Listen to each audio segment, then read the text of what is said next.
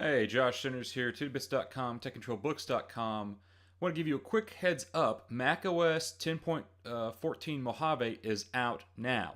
But if you had either the developer beta or the public beta, even if you updated the beta at the last minute, you need to make sure that you get the final release version, because final release version, the beta build is 18A391. And as you can see here, now let me show you to pull this up.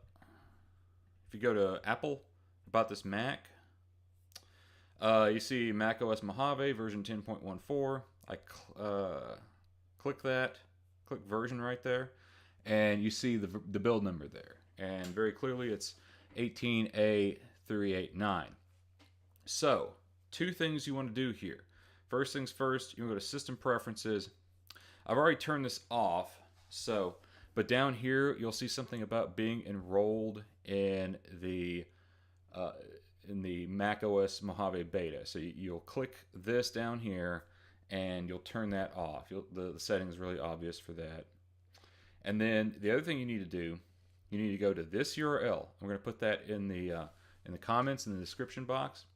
So you go to this URL. If you open the Mac App Store, so I got it pulled up already, but let's see. I don't think, see, it's not going to show up. It's not going to show up. So what you have to do, you have to go to this URL. Enter that. Come here, you click View in Mac App Store. Open Mac App Store. Okay, now click Get. Let's go to software update. This may fail once or twice. You may have to keep trying. And you can always wait a day or two. There's no reason. You don't have to get the absolute newest version just right away. And usually that will start the download process. But I already have the installer downloaded.